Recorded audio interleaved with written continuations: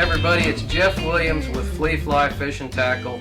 You've seen Jerry Croft in our videos with us. Jerry has cleaned more crappie than any guy that I know, and one of the things we get asked all the time is, what's your favorite way to fillet a crappie or to fillet a fish?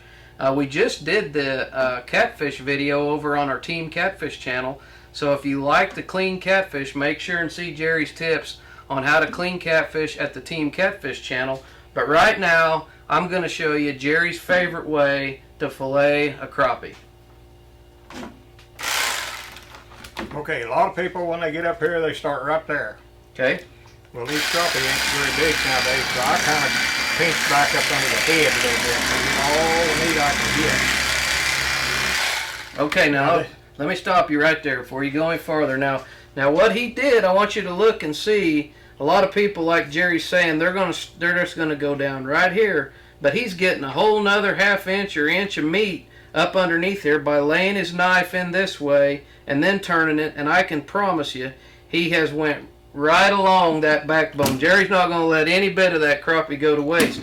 So you run that in and you just let your knife do the work. You don't have to push, do you? No. Just let your knife do the work right here along this backbone.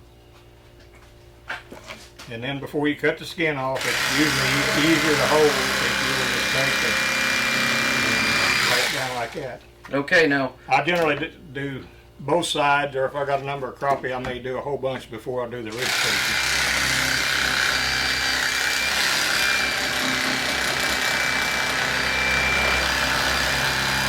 And I go down as far as I can go, because when I start over, I'm going to lose just a little bit of it.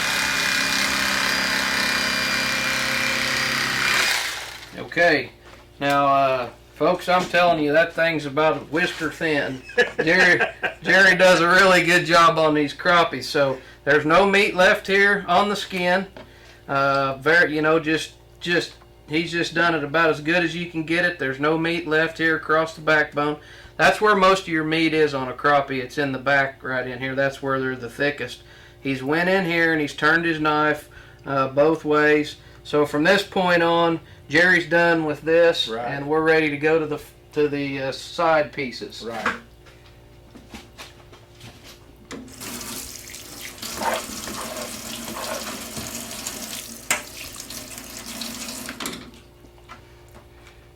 Now just make sure you don't leave any bones in it. Now if you got a good knife, you can kind of cut in under the ribs a little bit. When you get to the bottom ribs on these bigger crappie, just turn around and come right back like that. There you go, right there. Now look at that. Okay, so a lot of people, what they're going to do is they're going to come in here, and when they fillet this, they're just going to chop it off right there. And Jerry's getting a whole nother piece of meat by angling in. You just want to make sure that you don't angle in so far that you actually do get some of the smaller bones right in there. But that is a really nice crappie fillet. Let's see if he can get that one done. And then I want him to start over and do a crappie. I'm not going to interrupt him. Start over on this second crappie right here so you can see the whole thing step by step again. And we'll wrap it up. Now, a lot of times when you get this crappie clean, there will be a little bit of, along the backbone, a little bit of skin or something. Go ahead and pull it off while you're doing it. Okay. Okay. And the wife's a lot happier when she gets ready to cook it. Okay. Now here we go. Now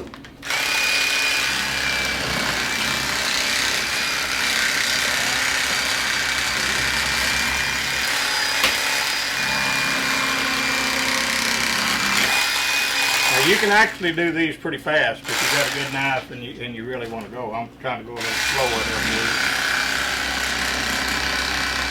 Well, that's really fast for most of the people watching this video, so most of the people just trying to figure out the right way to fillet a crappie.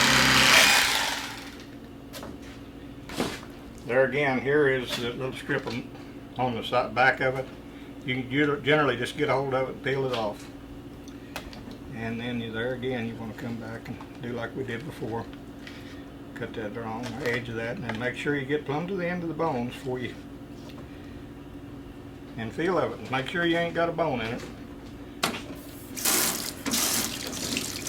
Now I'm going to wash these off before Jerry throws that one in there, and I'm going to show you the difference of taking your time and really washing the blood and the oil out of these fillets here, what they're going to look like. And you really need to take good care of your crappie as soon as you get done. And you can see the difference. You can see how much whiter the meat is right there if you just do a little simple rinse on those before you put them up to freeze. So thanks a lot, Jerry. I can promise you that Jerry cleans several limits of crappie here on Grand Lake every year. He uses a lot of our products at Flea Fly. He uses our Go-Go minnows. He uses our crappie kickers. And we're really glad we can get out and go white bass fishing and crappie fishing with Jerry several times a year. I'm Jeff Williams with Flea Fly. We appreciate you watching our videos. I hope this tip on how to clean a crappie will help you enjoy your fish more.